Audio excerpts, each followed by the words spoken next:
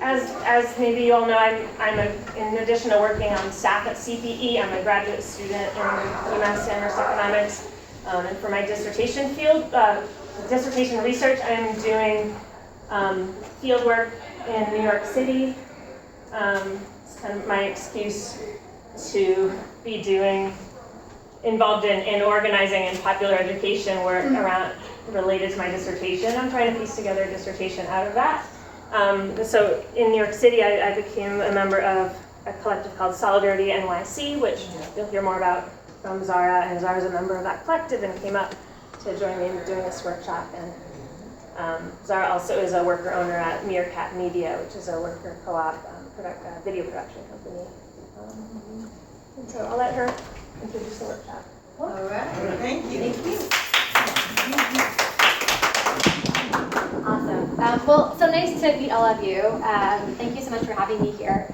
I'm really excited to be here. This just seems like such a fabulous program, and I hope that you guys have been having a good week so far. I know that you're at this is like day 4 in the afternoon, right? So you guys are probably kind of tired, a little low energy. So I'll do what I can to kind of keep our energy up for this, hour and a half that we have together. And I'm really hoping that, especially since you guys have already done so much great work together this week, that we can really use this time to talk together about a lot of these questions. I'm not by any means an expert on this stuff, but I'm really excited to be here to talk to all of you about it and to think about, for me, I guess I'll just jump in by kind of telling you like our thinking and like why have this workshop as part of this week. And so, for us, I just in response to this question of like, what is the connection between the climate crisis and the solidarity economy? For us, we believe that to recognize, strengthen, and build sources of resiliency and resistance in the face of climate change, we need to think, see, and organize beyond capitalism. And in doing this, we need to make a commitment to not reproducing existing inequalities and power structures, i.e. not building a racist, patriarchal, new green economy.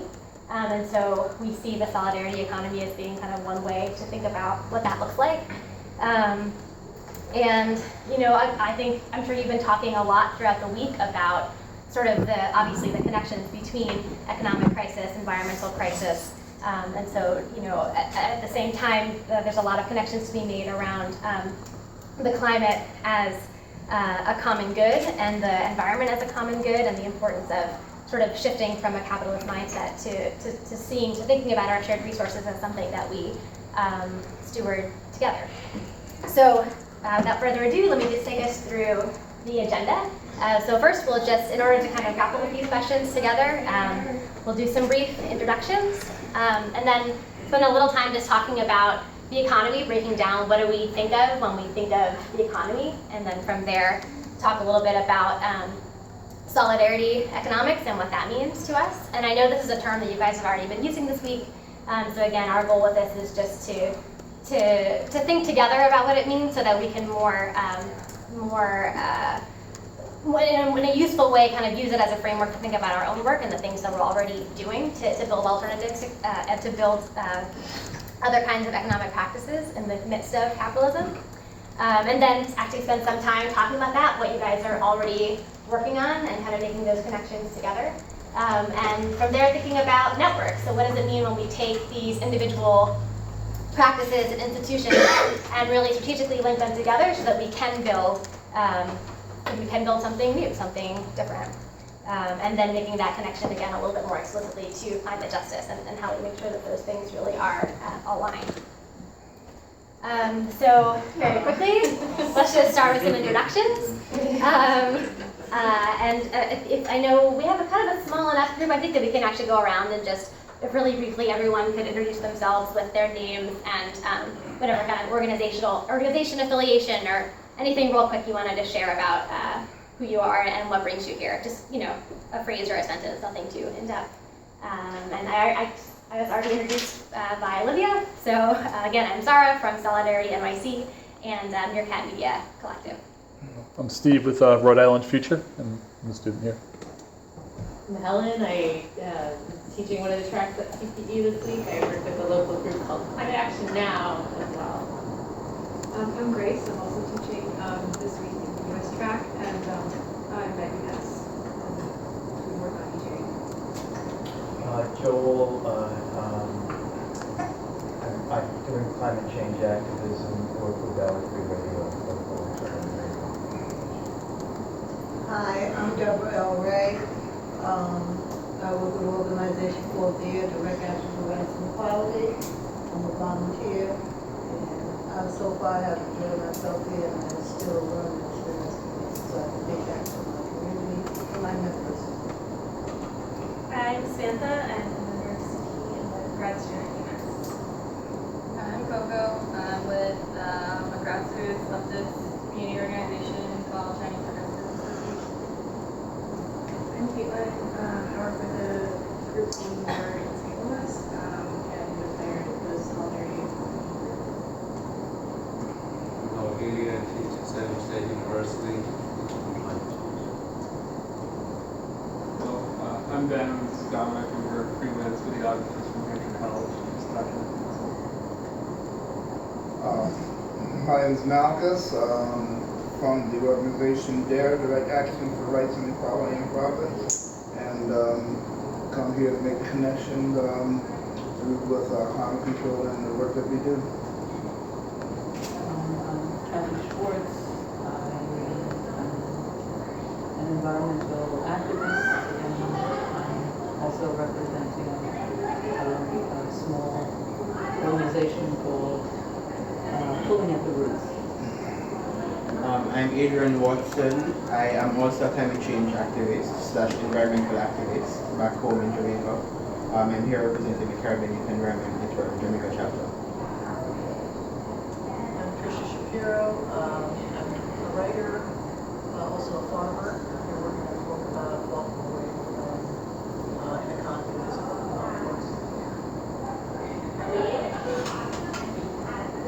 I'm Ann Ferguson. I'm an editor here. I'm working with the Rise for Social Justice in Springfield on climate change, also with a local affinity group called the Daniel Shays Bio-Regional Liberation Frente, which is opposed to, is working for environmental justice. I'm Anastasia, and I'm a PhD student at UMass, and also a staff person with Olivia at CPE. My name is Asar from Detroit, Michigan. I'm a labor and community activist. I'm here just to learn more about the CPE's perspective on the economy and that effect on climate.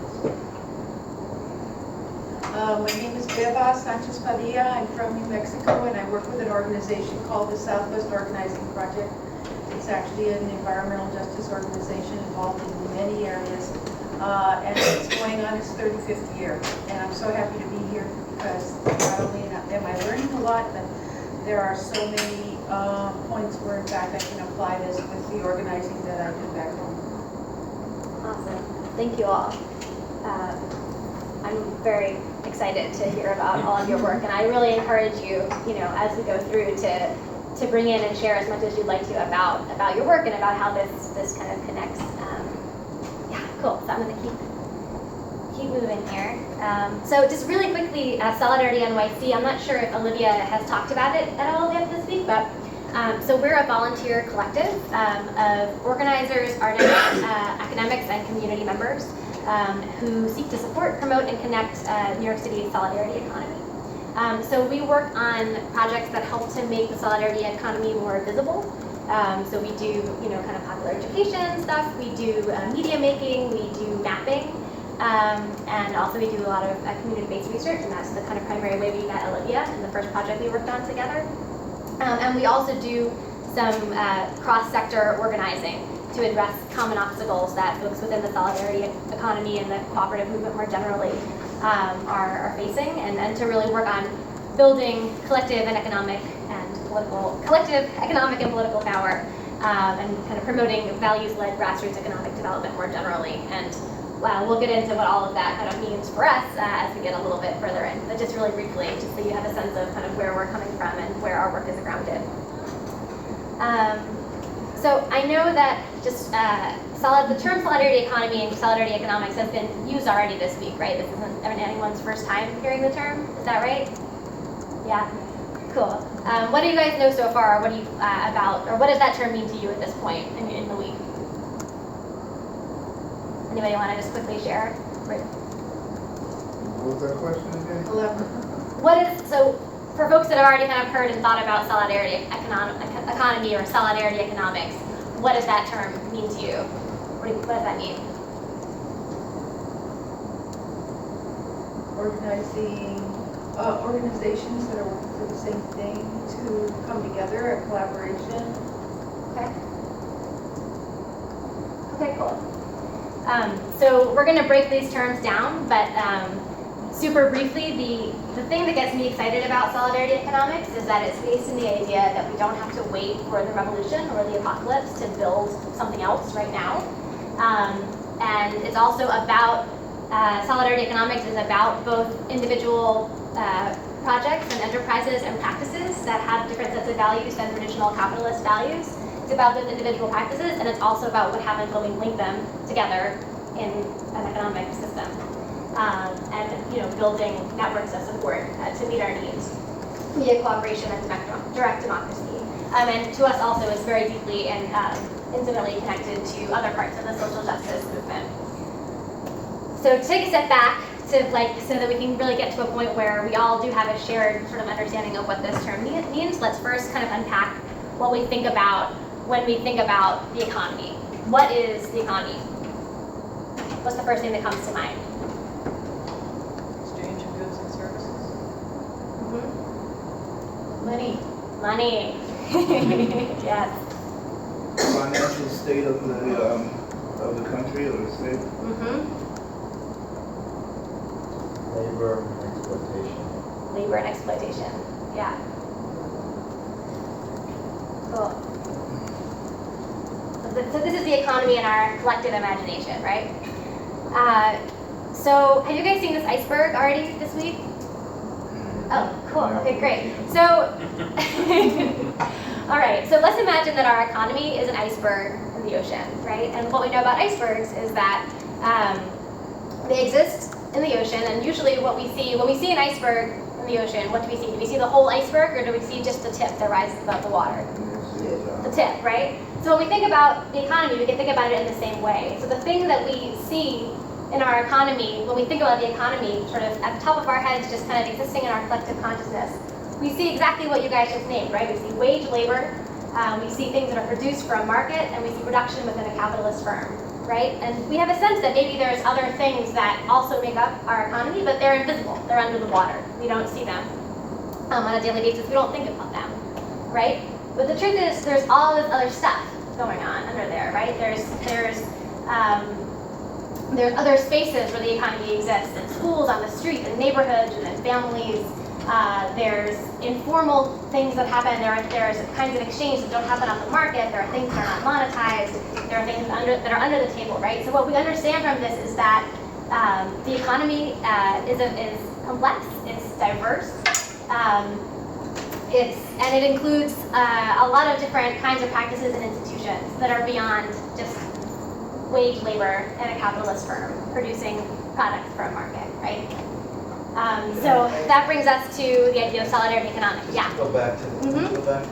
Yeah. I know this comes in part from Julie Graham's work, right? And I mean, I've always had this question, and I haven't done enough kind of reading, the critique of it, but like the way that I see that, I would flip that in some ways and say that, like, where is all the capital? I mean, the big question I have in so much of this is this very small number of people has a tremendous amount of wealth, and the old communist movements, and what we still have of those in some countries, are demanding that wealth be shared. So in this model here, this to me is a kind of, it's like the co-op power people, the scale that we need to go at this point to create a cooperative energy system, to create democracy, to reclaim the commons is so much larger than what this implies. So that's the question I have in terms of, like, you're in New York City, you have Wall Street, you have, I mean, the divide is so immense. The people who don't have anything, right? That's the question I have, is how do you deal with kind of that tremendous mass of wealth that we need, Mm-hmm. right? And are we talking about that? Is that part of what solidarity economy is in terms of challenge? Occupy could not really go that far in directly confronting with a program. So I'm just curious in terms of your figuration on that group. Would you mind, could we hold that question just for a few minutes? I'd love to just get through, make sure we kind of all have a common understanding, and then I would love to talk more about that, because that is a really important question, right? Is that, because on the one hand, right, when we look at this iceberg, what we're saying is that there are so many practices that when we think about, because this is about measuring our ideas of the economy, right, the kinds of practices, and so this graphic is kind of meant to illustrate that there's so much more. The amount of activities, the diversity of activities, is so much more than that very small amount of activity that is, kind of traditional capitalist, exploitative economic activity. But you're right, of course, within that tiny piece of the iceberg, there's a lot of power and there's a lot of money, and that's very, very real. And so, yeah, let's definitely talk more about that. And I'll add really quickly that in the question of what could help contribute to democratic, cooperative economic practices, taking up more of the economy, replacing certain aspects of capitalism. One thing is, as a baseline, we need to be able to first recognize that the economy is not completely capitalist. We need to see what is actually there, and that it's a lot more than we think. Like, there are more members of cooperatives worldwide than shareholders in multinational corporations. There's a lot more that we don't actually see and know about.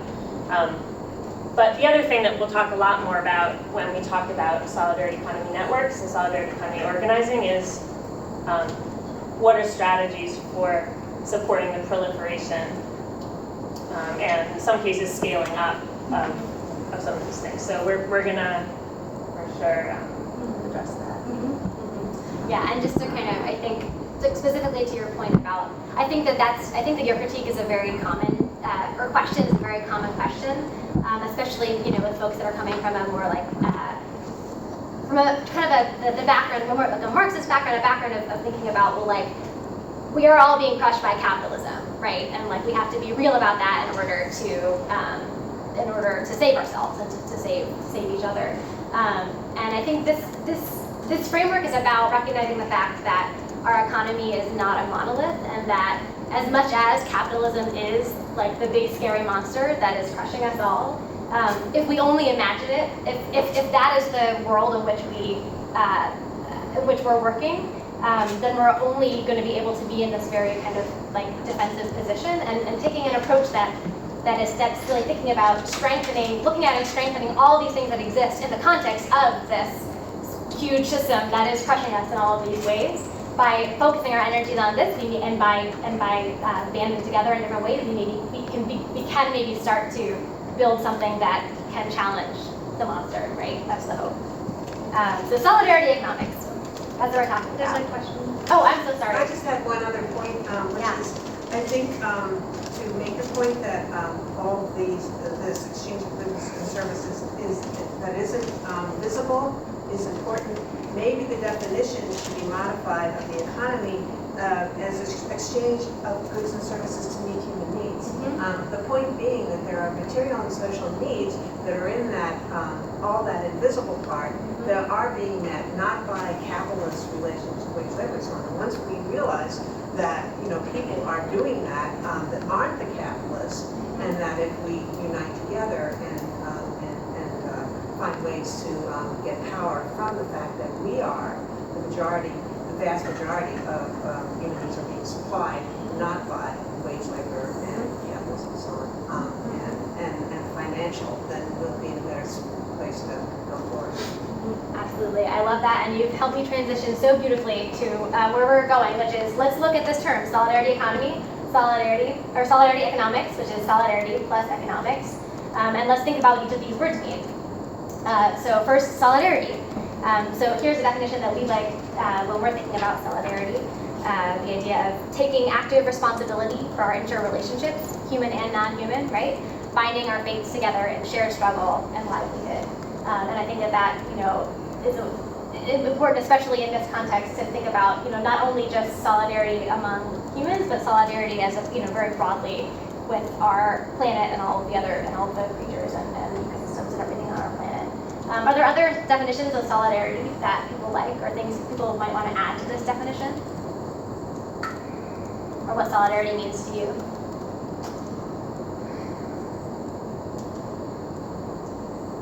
Cool. Yeah. It's a kind of active, comradeship and really expression of, positive. I mean, I would almost say love. We're talking about the collective, positive connections to each other. So it's not just, sending a check to, some organization, but it's actually being out there, on the line or when people are organizing or events or something like that. So it's actually bodily connecting to other people in a really positive, effective way. Yeah. I think one of the challenges, in talking about these things, you also have to kind of think about what are the structural obstacles. And so solidarity requires organic time and space together. And I think that's a tremendous, that we have lives together. So the people who took over the Clinton strike, right, they had lives together. And I think, for example, organizing students around debt and the strike debt movement that came out of Occupy, there's so much atomization. So the challenge of creating solidarity when we don't have communities together, or I think a prerequisite for solidarity is just having lives together with each other, and that challenge of how to create that in this time.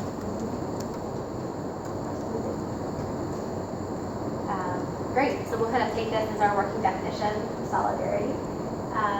And so what is economics? So there's the economy. The ways in which we collectively generate livelihoods and meet our needs, right? The way we meet our needs together. I really like who said that before. That was a really good thing to say. Is there anything anybody would like to add to that definition? Cool. And so that means that to us, solidarity economics means meeting our needs together while taking responsibility for our interrelationships. And that means using values of pluralism, justice, democracy, cooperation, and sustainability, aka grassroots economic justice. So very, very broadly, that's what we're talking about when we're talking about solidarity economics. And really briefly, just to give some kind of contextualization for why we use that term.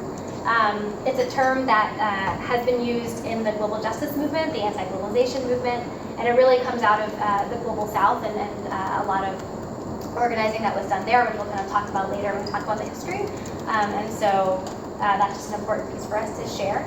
And we see it both as a framework for viewing and conducting economic practices, as well as a process of working together to meet our needs. And one more thing that I'll just note, again, and I'm spending a lot of time on this definition, but once from here we're going to jump into talking about concretely what does that actually mean, right? What are the manifestations of this that we're talking about? I think, Olivia and I were talking before about the importance of making sure that it's clear that we're talking about individual practices, right? So we're talking about micro-solidarity, by which we mean egalitarian and participatory economic behavior by individuals, workers, producers. So, individual enterprises, individual projects, things we do in small groups with community. But we're also talking about macro-solidarity. So we're talking about the development of networks that are aimed at supporting and growing the solidarity economy among individuals and institutions. So it's about what we're doing in our small groups together, the people that we're, as you said, kind of together with. And then it's about how are we connecting those things more broadly so that we can build real political and economic power. And did you have something you wanted to share to kind of add to that? Yeah, just that solidarity economy is often in various parts of the world where networks have been built and people are using the term, is understood as an alternative economic development framework. And the UN is picking this up now too, and the International Labor Organization. And so when we talk more about networks, we'll see more how a very diverse solidarity economy network or coalition could be a vehicle for a really different kind of community and regional economic development that's democratic the visioning and building of it. The other thing is, I think for us and for a lot of people looking at solidarity economy as a strategy for change, the goal is to kind of replace aspects of the capitalist economy. It's kind of a gradual way rather than like we don't need to take state power and then implement changes from above, but the idea is to gradually, increasingly replace aspects of capitalism. For some, the end goal would be let's replace all of capitalism and have local democratic planning or what have you. But we tend to worry about that when we get there. And then just one more note about jargon. So there's a lot of terms that are used to describe kind of very similar things, right? There's the reason that we choose solidarity economics above those other terms. First of all, that again, we want to stand with the global justice movement, and that's really a term that we've heard, again, coming out of the global south, and feels important to bring that also into our work here in the US. That we don't want to reify the dominant economy, so that's why we don't talk about an alternative economy, right? It's not about alternatives to dominant, it's about something else. We also reject phrases that brand ideas and privatize them. The biggest thing for me is, and my biggest beef with of all of these terms, is with the new economy. I think it's really important to recognize that these practices are not new by any means. They have in fact existed around the world for many, many, many years in all different ways, and it's less about something that's totally new and more about bringing these old practices back into our into our lives here. This is a really helpful one. I like to, whenever I'm talking about solidarity economy, this is like my go-to and so if you guys are excited by this idea, it's on our website, solidaritynyc.org, if you want to ever use it for anything. But what I like about it is that it kind of shows through in all of these different economic activities of our different areas of our economic lives, right? There are many, many different examples of the solidarity economy. One thing that we like to point out, especially those of us, in the solidarity economy movement that are kind of also connected to the cooperative movement, is we like to point out that it's not just co-ops, right? Co-ops are really important, and I love co-ops. I'm a member of multiple co-ops, but there are a lot of other kinds of economic practices that we participate in that are not, big capital C co-ops. Things like composting, right? Things like what other good examples? Community land trust is really important, right?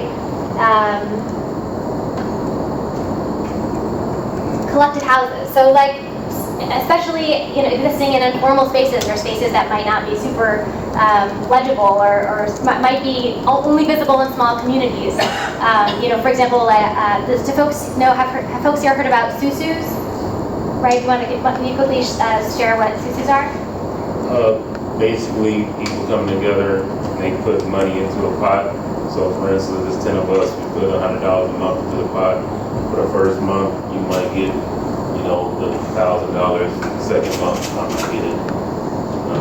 Keep paying into the pot every month. Right. So susus are something that have existed for a very long time and exist, in spaces, in community spaces that are not administered by the state, right? They're not, they don't have an EIN number. They're not a business, but they are a very, very real and important part of many people's financial lives. And so the solidarity economy, it can help us meet our needs in all of these different areas. In education, and our energy, which you guys have already been talking about with co-op power, shelter, health, food and water, so many of the things that we need to survive and that we all need together to survive together, we can meet through the solidarity economy. Is the Kickstart and crowdsource funding, is that based on? Yeah, that's a really interesting, that's an important question, and that also kind of gets to, I think in terms of fundraising, absolutely, right? That's like grassroots, community-based fundraising, and it's funny because I think something that we sort of struggle with as we think about the solidarity economy is where and how to draw the line, and that's something that's become especially challenging in these last few years as the sharing economy has become this big thing, right? Which we all know about as like things like Uber and TaskRabbit, and these businesses that we know that on the one hand, sure, they're democratized in that it's different kinds of relationships between producers and consumers, or however you want to think about it. But we know at the end of the day, in terms of kind of where those profits are going, who has decision-making power, all these other really important aspects of the way businesses run, they don't, those things are not the solidarity economy, right? So there's a clear divide there in terms of, so things like Kickstarter is a great example of a platform that's been used to fund a lot of, and is a huge resource, but like anything else, can be,